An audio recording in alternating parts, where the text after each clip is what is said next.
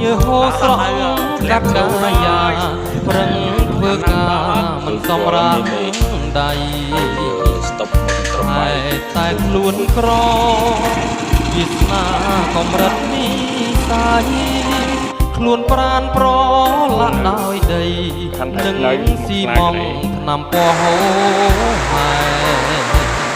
មានតែស៊ីម៉ងជាប់បែលដុំឥត